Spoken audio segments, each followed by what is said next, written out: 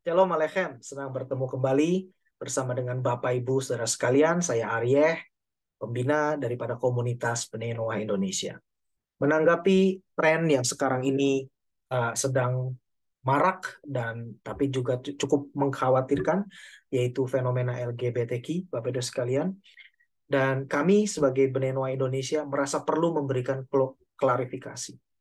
Yang pertama terkait dengan logo kami. Logo kami menggunakan pelangi. Dan kebetulan gerakan ini juga menggunakan logo pelangi. Tetapi mari kita pahami apa arti pelangi sebenarnya. Itu tercatat di dalam kitab Kejadian pasal yang ke-9 ayat 10 sampai 17 bahwa itu adalah janji Tuhan bagi umat manusia di mana tidak akan ada lagi dihancurkan oleh karena air bah. Maka dari itu pelangi akan muncul setelah adanya hujan. Dan pelangi ini juga adalah hasil daripada pembiasan cahaya matahari. Sebagaimana kita ketahui, bagi yang pernah belajar fisika, kita tahu bahwa ketika sinar itu dibiaskan, itu ada 7 warna yang bisa kita tangkap, mata manusia bisa tangkap. Meji, Kuhi, Bini, U. Dan ini 7 bukan sembarangan warna, dan bukan sembarangan angka, karena ini terkait dengan 7 hukum Nuh yang merupakan bila mana kita lakukan 7 hukum Nuh, kita akan memiliki kualitas yang sangat luar biasa dalam kehidupan kita. Sebagaimana pelangi yang sangat indah, Bapak Ibu sekalian. Itulah makna pelangi yang sesungguhnya. Maka dari itu sebagai kelanjutan, sebagai komunitas yang berdiri di atas kebenaran Taurat, kami merasa perlu untuk memberikan pengajaran yang benar terkait dengan gender. Yang mana eh, kami harapkan dampaknya ini bukan hanya bagi komunitas kami secara internal, tapi kami mau berkontribusi kepada masyarakat Indonesia secara keseluruhan. Dalam pengajaran berikut yang akan Bapak Ibu Saudara sekalian nikmati, kita akan membahas mulai dari apa itu pria, apa itu peran, kedudukan, dan posisi pria. Juga kita akan menyelami dan mendalami bagaimana kedudukan wanita. Lalu apakah ada terjadi kebingungan di situ? Lalu bagaimana peran masing-masing? Apakah mereka harus bersatu? Bersatu yang seperti apa? Taurat memiliki semua jawabannya, Bapak Ibu sekalian. Dan di sini kita akan melihat bagaimana pria dan wanita diciptakan oleh Tuhan, dipisahkan, lalu disatukan kembali dalam penyatuan, bukan kebingungan, tetapi dalam sebuah penyatuan yang sangat luar biasa dan menghasilkan produk yang sangat luar biasa juga. Baruch Hashem, selamat menikmati dan semoga pengajaran terkait dengan gender yang sesuai dengan Taurat ini dapat menjadi berkat dan menjadi tuntunan dalam kehidupan Bapak Ibu Saudara sekalian semua. Shalom Aleichem, selamat menikmati.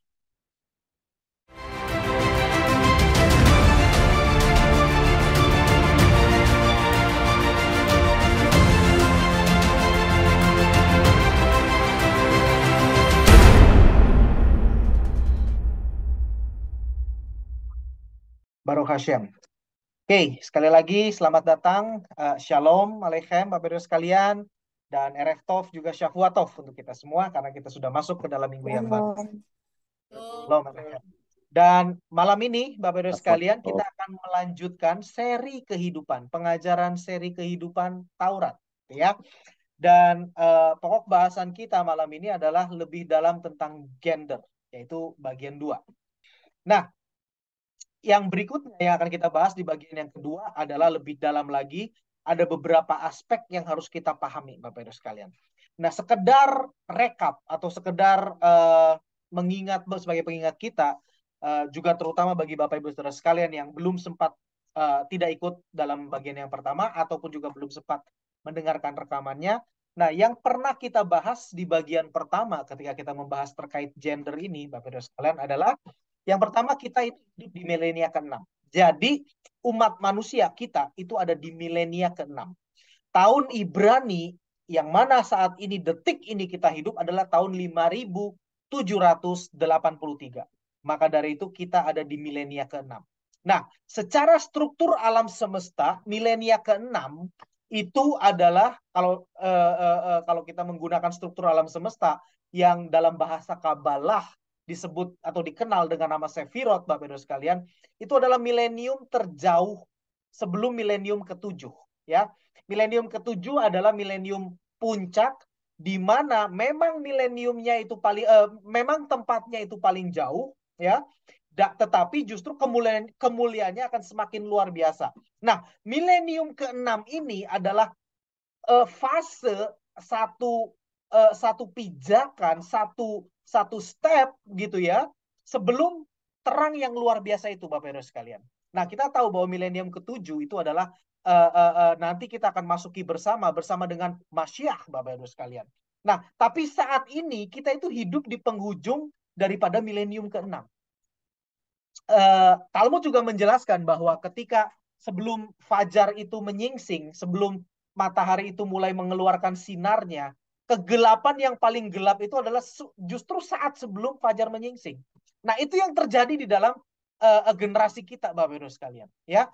Karena kita itu secara struktur, secara alamiah dalam arti struktur alam semesta ya Bapak Ibu sekalian, itu kita jauh dari sumber terang. Sumber terang kita itu dari Keter. Kalau kita belajar Kabalah, saya juga ada pernah ceritakan dalam beberapa kesempatan bahwa Hashem itu berkomunikasi dengan kita, dan kita itu sebenarnya Bapak Ibu sekalian, pada hakikatnya kita itu adalah manifestasi daripada terang Hashem, daripada cahaya daripada Hashem, Bapak Ibu sekalian, ya. Sulit dimengerti memang, manusia kita, pikiran kita terbatas. Tapi Einstein juga sebetulnya sudah sempat mengatakan bahwa pada hakikatnya ini semua ini adalah kayak ruang dan waktu, relativitas itu ada kaitannya dengan cahaya. Makanya dia juga merumuskan E sama dengan MC kuadrat itu adalah kecepatan cahaya, menggunakan kecepatan cahaya. Karena ada hubungannya. Kita nggak akan pernah bisa nyantol, Bapak Ibu sekalian. Sabar. Kita nggak akan pernah bisa menemukannya jawabannya saat ini. Sabar. Tapi nanti pada saatnya kita akan mengerti, oh ternyata begini toh terang Hashem itu, sehingga bisa menjadi fisik, bentuk fisik, segala macam. Itu urusan nanti, Bapak sekalian. Ya. Nah, kembali kepada topik yang akan saya jelaskan kepada Bapak sekalian. Kita itu hidup itu udah di satu tempat, di satu stage yang kalau kita lihat itu strukturnya itu struktur keenam, di milenium keenam, di lambang secara waktu itu adalah milenium keenam, kita itu udah jauh sekali dari Keter, Bapak Ibu sekalian. Maka secara akibatnya Hashem itu semakin dalam tanda petik tidak terlihat. Makanya kita ngelihat banyak sekali kebingungan melanda di dunia ini, ya kan? Macam-macam kebingungannya. Kebingungan tentang moral, krisis moral. Manusia itu makin, ya menurut saya ya sejauh ini memang lebih baik Bapak Ibu sekalian dibandingkan kebejatan moral zaman dahulu, ya. Jadi ini ada dua sisi mata uang yang harus kita pahami. Saat ini memang gelap. Saat ini memang gelap, ya. Tetapi kebejatan moral daripada manusia itu tidak lebih mengerikan daripada zaman sebelumnya. Buktinya apa, More? Gampang. Ketika zaman dahulu manusia itu saking bejatnya, maka Hashem sampai harus memberikan yang namanya air bah. Ingat, ya kan? Itu nggak pernah terjadi lagi, Bapak Ibu sekalian. Ya, itu nggak pernah terjadi lagi. Kenapa? Karena secara kehidupan manusia, secara moralitas manusia, manusia itu sudah memiliki progres yang lebih baik. Artinya tidak, kalau dibandingkan dengan generasi air bah, kita ini jauh lebih baik. Tapi tetap ya, walaupun jauh lebih baik, kita ini sudah melihat kekacauan itu kayaknya wah gitu ya. Moralitas juga makin terdegradasi. Tapi sebenarnya kita bisa bayangkan Bapak Ibu sekalian, bagaimana mengerikannya generasi zaman air bah itu. Wah, pasti lebih kacau, lebih nggak karu-karuan lagi Bapak Ibu sekalian. Mungkin hukum itu tidak ada. Siapa yang kuat dia yang menang, mungkin kejadian di situ. Ya, kalau benar-benar kita nggak kuat ya udahlah kita ditelan sama orang lain, ditelan sama sesama kita gitu kan. Mengerikan sekali. Nah, selain daripada moral juga krisis identitas lagi sering nih, lagi apa namanya, lagi happening dalam tanda petik. Itu kayak orang itu kayak sekarang itu lagi apa ya, heboh banget terkait dengan ya ini krisis identitas. Bisa menentukan identitas sendiri. Saya tidak mau disebut sebagai laki-laki. Saya tidak mau disebut sebagai perempuan. Saya menentukan identitas sendiri. Bahkan sampai ada bahwa ini orang bukan orang bodoh ya. bukan orang bodoh ya yang ngomong, tetapi ini adalah orang pinter gitu, seorang ilmuwan yang berkata bahwa gender atau identitas itu bukan sesuatu yang pasti, tetapi sesuatu yang bisa didefinisikan berdasarkan kesepakatan daripada komunitas. Kan gila Bapak Ibu sekalian. Sampai begitu gitu. Saking bingungnya kalau menurut saya. Ya karena sebetulnya simple sih. Mereka itu memiliki banyak pengetahuan tetapi tidak memiliki pengetahuan atau tidak mengerti Taurat, tidak mengerti bagaimana dunia ini diciptakan. Ya, makanya tepat sekali yang dikatakan oleh Daud di dalam Mazmurnya ataupun oleh Amsal anaknya ataupun oleh Salomo anaknya yang di dalam Amsal, bahwa dikatakan bahwa Yirat Hashem itu Reisit Chokhmah, bahwa takut akan Hashem itu adalah permulaan daripada hikmat, bukan pengetahuan Bapak Ibu sekalian, hikmat ya. Jadi kalau kita punya pengetahuan tapi kita nggak ngerti akan Hashem, pengetahuan kita akan membuat kita menjadi gila. Ya seperti itu. Saking pinternya maka juga sampai bisa mengeluarkan statement, mengeluarkan kayak uh, pernyataan yang diadopsi oleh kebanyak orang, bahkan bahwa gender itu adalah bukan sesuatu yang pasti tapi bisa ditentukan, dan ini dikampanyekan terutama oleh kalangan negara-negara barat gitu. Mengerikan sekali Bapak sekalian ya. Nah, jadi itu fenomena yang kita lihat, dan memang ini adalah fenomena yang khas di mana terjadi di dunia yang sudah memasuki milenium ke-6 sebagaimana yang saya tulis di sini. Ya. Jadi jangan bingung ya. Tujuan saya memberikan uh, kelas ini, memberikan pemahaman Taurat ini adalah agar Bapak, Ibu, Saudara sekalian yang cinta Taurat, yang sudah memutuskan untuk hidup di dalam otoritas Taurat, tidak kebingungan. Kenapa? Karena di dalam Taurat itu jelas, sejelas-jelasnya Bapak Ibu sekalian. Nanti kita akan lihat bagaimana kejelasan. Oke? Karena sangat luar biasa. Nah, di lain pihak, walaupun kegelapan itu gelap sekali gitu ya, di lain pihak itu Taurat itu dosisnya ditingkatkan oleh Hashem. Meminjam istilah daripada Rabi kita, Rabi Cohen, Taurat itu ditingkatkan dosisnya oleh Hashem. Tetapi memang tidak semua orang itu mau menerimanya. Ya, entah itu tidak mau menerima, entah itu memang belum pernah dengar, ya itu satu hal lain gitu kan, seperti itu tergantung gitu ya. Ada yang tidak mau menerima, ada yang mati-matian berkata Taurat aku nggak terima, wah itu mah udah kuno, wah itu mah udah, makanya sampai dikatakan sesuatu yang lama, kurang asem sekali gitu kan. Belum tahu dia bagaimana kita bagaimana Taurat itu sangat luar biasanya. Ya biarkanlah nanti mereka menempuh menempuh apa namanya prosesnya sendiri. Tapi ya ini faktanya. Nah maka dari itu Bapak Ibu sekalian, syukurlah semua ini.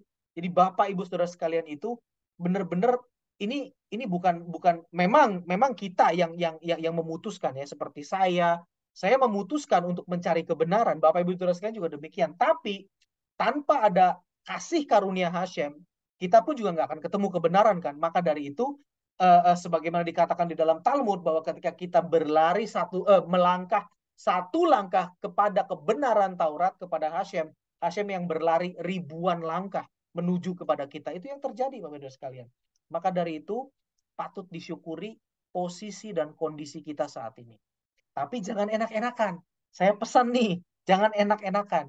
Sebisa mungkin dalam kapasitas Bapak Ibu Saudara sekalian, dalam kemungkinan kesempatan-kesempatan yang disediakan oleh Hashem dalam kehidupan kita, berikan kebenaran Taurat. Bagikan terang Taurat sebisa kita.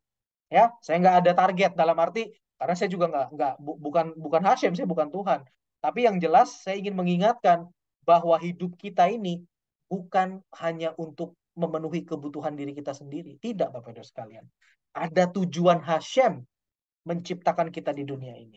Salah satunya yang saya tahu dan berlaku bagi semua orang adalah membagikan kebenaran Taurat. Tapi cara, waktu, dan kesempatannya masing-masing itu unik dan berbeda. Tergantung daripada situasi, posisi, dan kondisi dari diri kita masing-masing. Silahkan nikmati perjalanan itu bersama dengan Hashem. Nikmati terang Taurat itu dalam kehidupan Bapak Ibu Saudara sekalian. Oke, kita lanjut ya. Nah, sehingga dari yang kita pelajari selanjutnya di dalam bagian yang pertama, sekitar 3 mingguan yang lalu itu, bahwa kita mengambil kesimpulan bahwa Hashem menciptakan alam semesta ini dengan dualitas. Ada maskulin, ada feminin, selalu dualitas. Baik, buruk, panas, dingin, kebaikan, kejahatan, gitu kan, ya kan? Gelap, terang, gitu kan? Maskulin, feminin, selalu ada dua seperti itu. Ya, nanti kita akan belajar lebih lanjut, selanjutnya. Kenapa kok ada dua seperti itu? Beberapa minggu lalu di bagian pertama sudah disinggung. Nah, kalau yang belum, kita nggak akan membahas lebih dalam ke sana. Kalau yang belum paham, bisa mengulang kelas bagian yang pertama ya. Nah, maskulin itu perannya sebagai pemberi, Bapak Ibu sekalian, sebagai agen atau sebagai entitas yang memberikan, ya. Kalau feminin itu sebagai penerima. Nah, tetapi kalau kita lihat dunia dengan pemahaman umum saat ini, peran feminin, peran wanita itu kan feminin ya, yang sebagai penerima itu kayaknya pasif gitu kan. Itu kayaknya kok lebih rendah daripada pria. Makanya muncullah emansipasi wanita. Wah, wanita juga bisa dong seperti pria. Gini gitu, gini gitu, gini gitu, gini gini sampai bablas akhirnya yaitu tadi wanita pengen jadi pria, pria pengen jadi wanita, gitu kan. Nah, sementara itu sebetulnya secara fisik pun sudah jelas sekali bahwa wanita bentuk fisiknya juga berbeda, bentuk tubuhnya juga berbeda, laki-laki bentuk fisik dan tubuhnya juga berbeda, gitu kan. Nah, tapi mereka akhirnya gara-gara bablas itu tadi, yaitu mulai mulai apa namanya mencari-cari sesuatu dengan justifikasi, dengan pembenaran daripada apa yang dia pahami. Mengerikan sekali Bapak Ibu sekalian, ya. Nah, jadi yang dalam kelas yang pertama kita juga belajar bahwa dalam Taurat fungsi feminin yang dikatakan sebagai sesuatu ataupun juga bagian yang menerima itu bukan asal menerima. Jadi bukan hanya sekedar gini aja gitu ya. Oh, kan mungkin pendapat orang itu uh, uh, pemahaman orang yang tanpa kenal Taurat menerima itu buruk gitu kan. Cuman begini aja pasif sekali. Ayo dong aktif dong gitu kan. Kalau kayak kita juga kepada kepada apapun ya, kepada anak atau apapun, ayo dong yang aktif dong, jangan pasif gitu kan. Nah, tapi sebetulnya ini kalau kita paham fungsi feminin ini, fungsi yang menerima ini, itu bukan hanya sekedar cuman apa buka telapak tangan doang gitu kan, bisa cuma sekedar menerima gini doang, enggak, tetapi menerima untuk menumbuhkan Bapak Ibu sekalian, mengembangkan dan menjadikan besar. Itu luar biasa loh. Dan itu tidak bisa ditemukan di dalam maskulin, nggak bisa. Mau sampai kuda dapat lebaran gitu kan istilahnya gitu ya, itu itu itu maskulin itu nggak akan pernah bisa melakukan ini Bapak Ibu sekalian, menerima untuk menumbuhkan, mengembangkan dan menjadikan besar, nggak bisa, mau sampai kapanpun gitu loh. Nah, ini hanya bisa dilakukan oleh yang fungsi yang memang mendapatkan peran dari Hashem untuk melakukan fungsi feminin. Contohnya apa? Contohnya adalah bumi. Bumi itu menumbuhkan kehidupan. Kita taruh apa biji itu bisa tumbuh, ya kan? Bahkan ada tanaman-tanaman tertentu yang tidak perlu biji, yang cukup ditancapkan saja batangnya bisa tumbuh. Contohnya singkong, gitu kan? Itu sesuatu yang luar biasa. Coba itu tuh tancapkan di batu, nggak bisa, Bapak Ibu sekalian. Karena emang bukan gitu kan seperti itu. Tapi tanah bumi ini itu memiliki sesuatu yang apa namanya memang memang memang dia itu feminin secara keseluruhan. Bumi ini secara tugas dia itu feminin. Dia menerima dan menumbuhkan gitu Bapak Ibu sekalian. Itu bumi, itu tanah gitu loh. Ya. Nah, jadi luar biasa banget. Bayangkan kalau bumi dan tanah tidak bisa menghasilkan.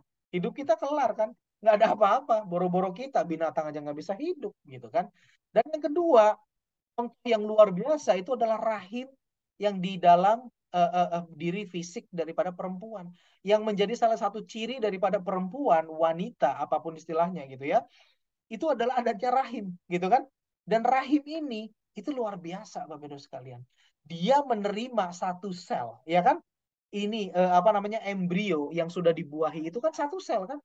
Dari yang tidak kelihatan, ya, sampai menjadi entah berapa triliun sel, dan ketika lahir itu menjadi bayi yang luar biasa, sebuah kehidupan. Jadi di dalam rahim wanita itu bisa menumbuhkan kehidupan. Itu fungsi feminin, Bapak Ibu sekalian. Coba laki-laki bisa nggak? Nah, sekarang sih mereka lagi pada nyoba gitu ya. Ya silakan aja. Silakan gitu kan, coba. Kalau bisa bikin laki-laki bisa bisa bisa bisa bisa hamil dan bisa bisa apa namanya, mengandung janin lalu melahirkan, monggo kerso, silakan gitu loh. Saya sih percaya nggak akan bisa karena emang beda gitu, mau kayak apapun beda. Nah, nanti istri saya, Bapak Ibu sekalian, Mora Ribka, akan bahas tuh. Beliau sudah melakukan riset banyak sekali ya, kekonyolan-kekonyolan asalnya dari mana sih, kegalauan itu. Kenapa kok bisa tiba-tiba muncul teori demikian? Siapa sih yang mencetuskannya? Istri saya udah belusukan tuh, udah lihat tuh semuanya. Itu konyol banget, itu konyol sekali. Ya itu ini melambangkan betapa tersesatnya, betapa butuhnya dunia itu akan Taurat, Bapak Ibu sekalian. Sekali lagi, bersyukurlah kita sudah bisa hidup di dalam Taurat. Bapak Ibu sekalian, menggunakan free will Bapak Ibu sekalian dengan benar, yaitu memutuskan untuk menerima Taurat sebagai otoritas dalam hidup kita. Itu luar biasa banget. Itu jangan khawatir, Hashem akan perhitungkan itu sebagai sesuatu yang luar biasa, Bapak Ibu sekalian. Tapi juga ingat, berikan terang itu kepada sekeliling kita. Oke, itu rekap dari bagian yang pertama. Sekarang kita akan lebih dalam lagi, Bapak Ibu sekalian, terkait dengan feminin dan maskulin ini. Kita akan belajar dari ini. Saya akan kita akan menggali lebih dalam dan membawa kita lebih dalam terkait dengan ini. Ada sebuah perkataan dari Albert Einstein. Kita tahu siapa dia, ya, dan dia juga adalah seorang Yahudi yang brilian sekali, gitu kan. Dan dia berkata bahwa true knowledge comes with a deep understanding of a topic and its inner working. Jadi sebuah pengetahuan yang benar, yang sejati, itu didapatkan melalui pemahaman yang dalam. Ya bukan hanya kulit luar, Bapak Ibu sekalian. Pemahaman yang dalam dari sebuah topik. Ini karena dia kan saintis, karena dia ilmuwan, maka dia berbicara dalam konteks ilmu pengetahuan gitu ya. Dalam sebuah topik, ya kan, pemahaman yang dalam dari sebuah topik, dan juga bagaimana hal-hal yang di dalamnya itu bekerja. Artinya apa ya? Boleh dikatakan unsur-unsur di dalamnya gitu kan. Kayak contohnya yang paling gampang, kalau kita menggunakan Albert Einstein ini, atau kita masuk sedikit aja, tidak terlalu dalam lah, nggak usah ngomongin teori relativitasnya Einstein yang jelimet nggak karu-karuan itu. Ya, yang simple aja. Kayak misalkan air.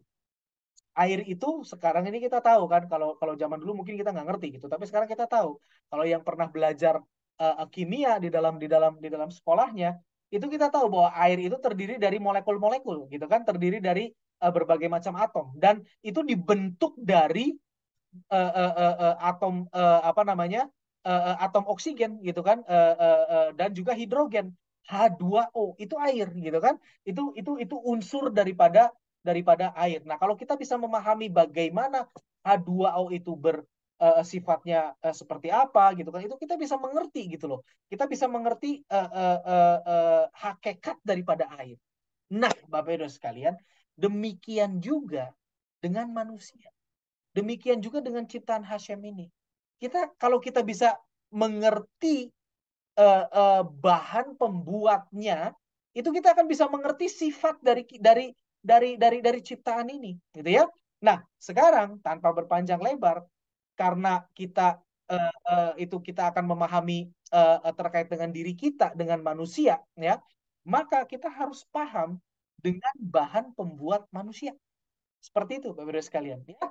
Nah, maka dari itu, bagaimana saya taruh di sini sebagai topik pembahasan berikutnya adalah bahan dasar manusia. Nah, bahan dasar manusia itu semua orang juga kayaknya sudah tahu deh.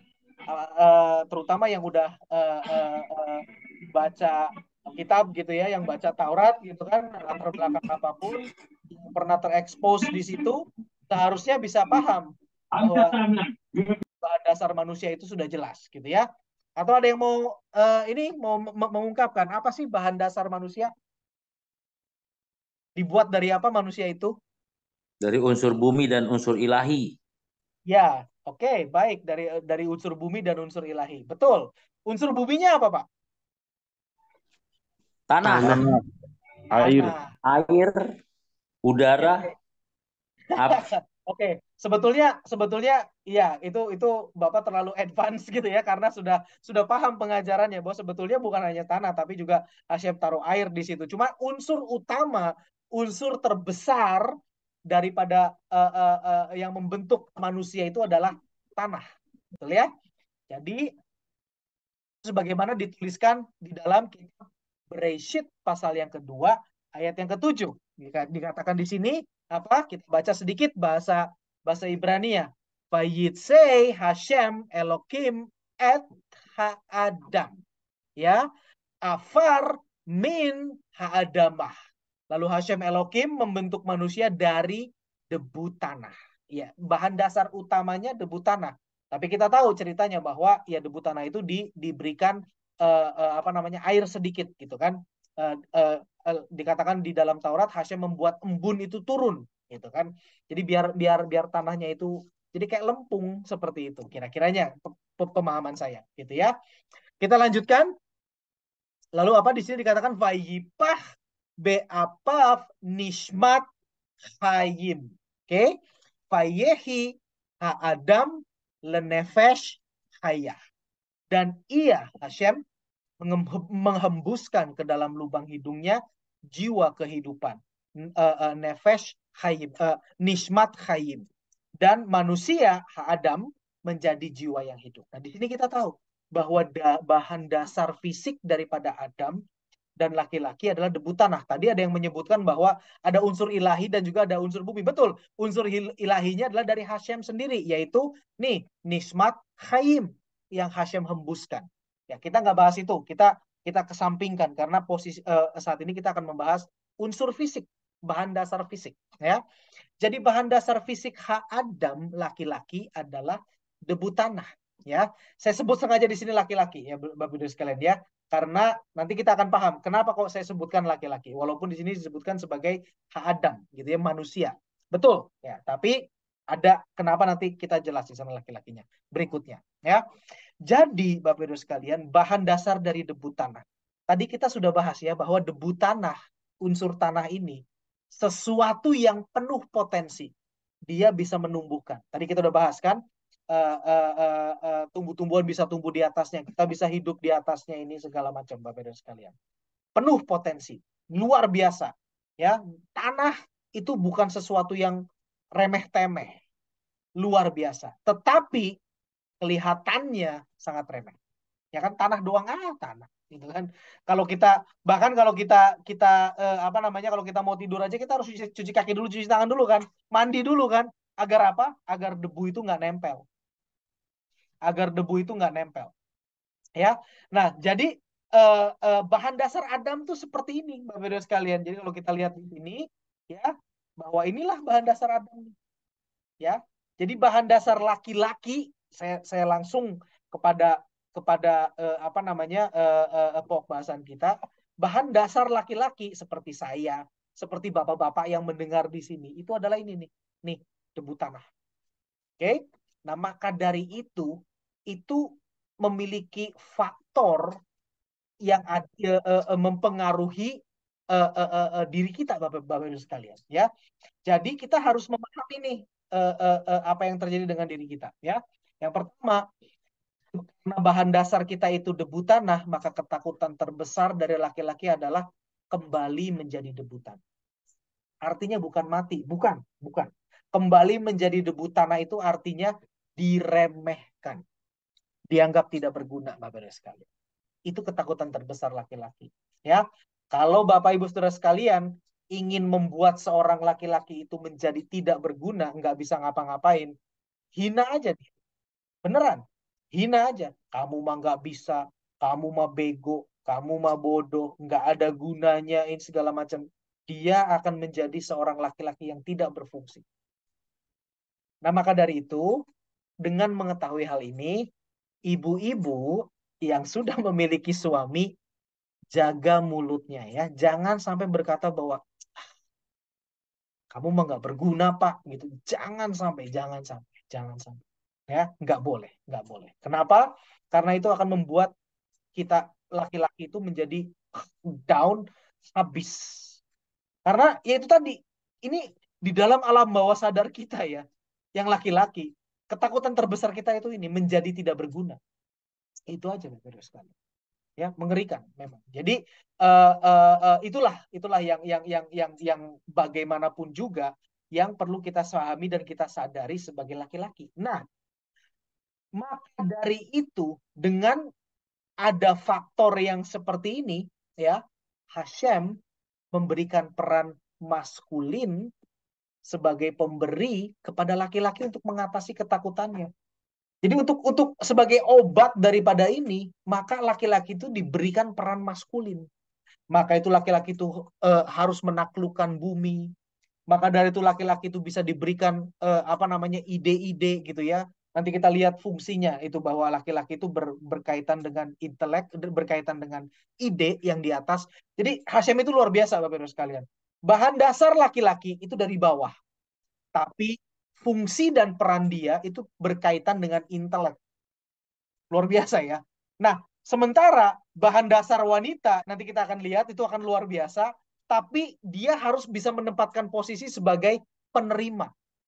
Yang notabene biasanya menerima itu di bawah. Ya kan? Jadi laki-laki itu bahan dasarnya dari bawah, dia diberikan fungsi di atas, wanita bahan dasarnya itu lebih di atas, tapi dia diberikan fungsi di bawah. Bagaimana hikmat Hashem gak luar biasa. Oke? Ya, itu.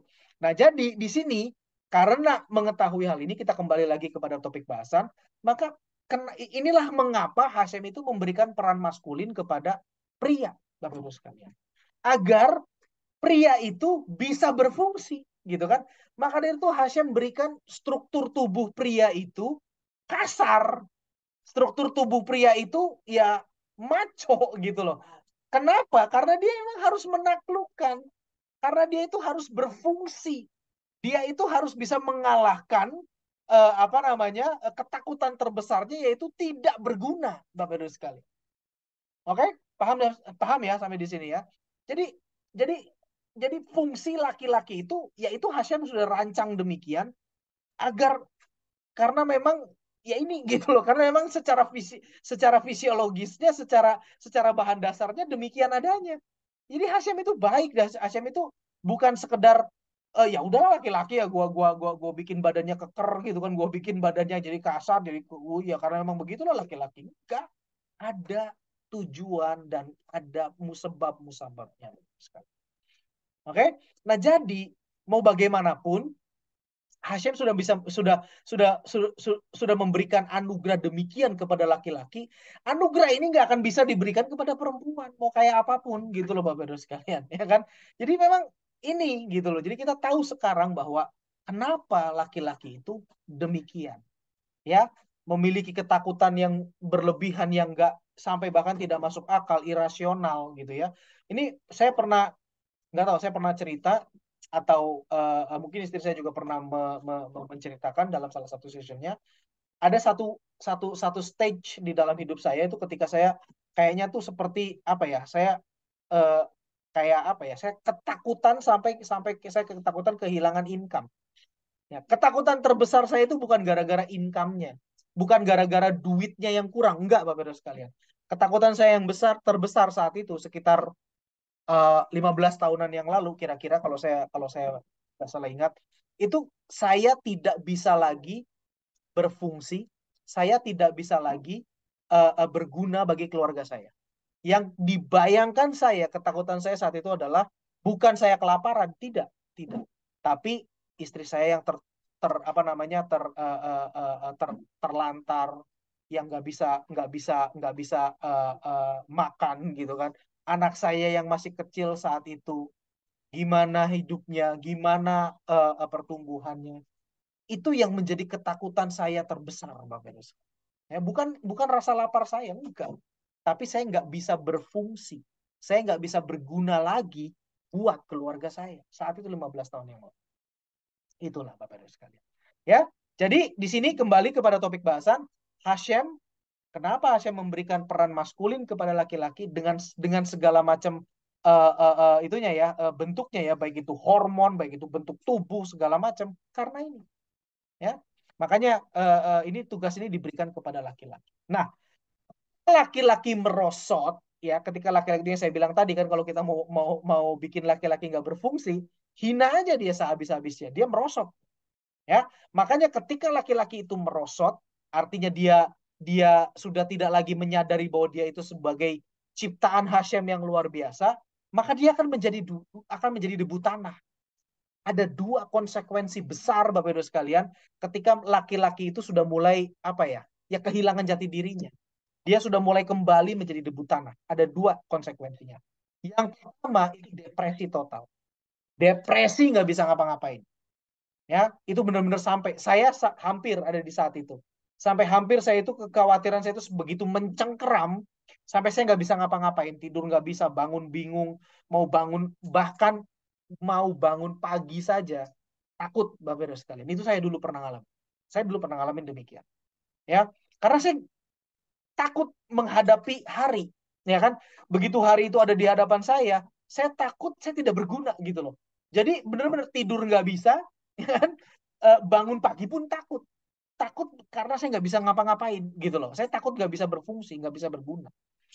Itu mengerikan sekali Bapak Ibu sekalian. Dan itu laki-laki kalau memang dia sudah apa namanya itu tadi terdegradasi, merosot menjadi debutan. Ya, itu yang pertama. Yang kedua, mungkin dia enggak, tapi dia tidak memiliki sense kepada Sang Pencipta. Jadi debu tanah ini, Bapak Ibu sekalian, sebagaimana kita tahu bahwa ciptaan Hashem yang memiliki apa namanya, yang memiliki pemahaman, pengertian bahwa ada Sang Pencipta, dari sekian banyak ciptaan Hashem itu hanya satu, yaitu manusia. Nah, ciptaan lainnya, bahkan binatang pun yang dia memiliki otak juga sama loh. Kalau kalau kalau Bapak Ibu sekalian pernah lihat gitu ya, binatang itu punya otak juga. Bahkan ada beberapa dari antara mereka otaknya lebih gede daripada manusia. Tapi tetap tidak menjamin besarnya otak itu adalah bisa menjadi ukuran pemahaman kepada Sang Pencipta. Enggak, ya Bapak Ibu sekalian ya. Jadi Bapak Ibu sekalian, uh, uh, kalau manusia laki-laki itu terdegradasi menjadi seperti debu tanah, artinya dia itu sudah kehilangan sense kepada Sang Pencipta. Ya, jadi dia itu hanya akan apa namanya mengatakan bahwa aku akan bekerja dengan kekuatanku, aku akan menaklukkan ini dengan kekuatanku, semuanya aku dan aku.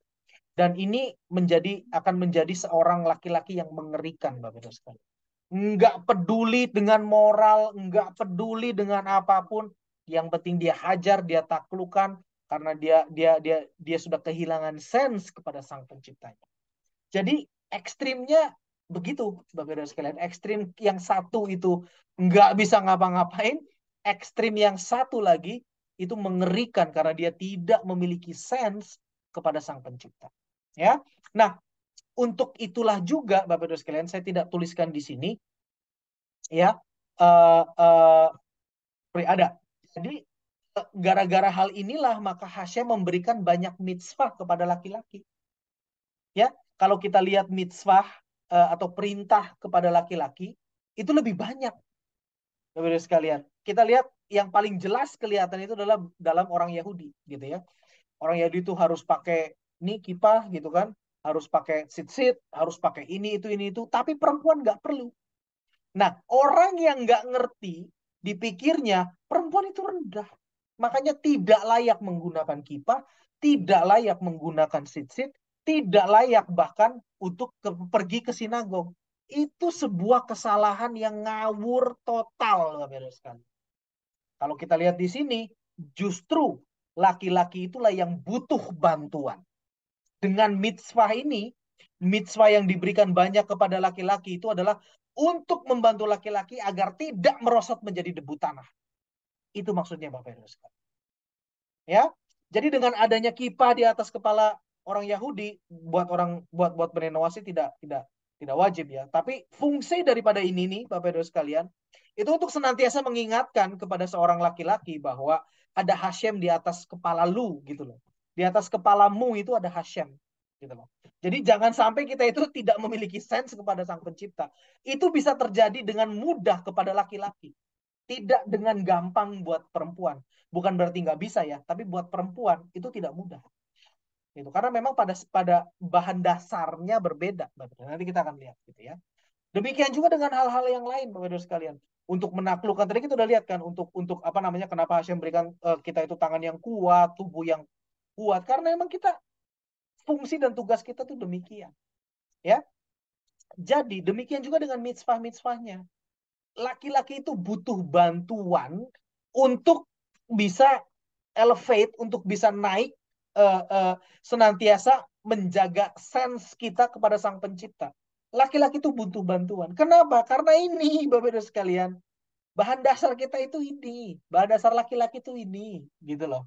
Jadi gampang banget merosot, gitu, Bapak Ibu sekalian.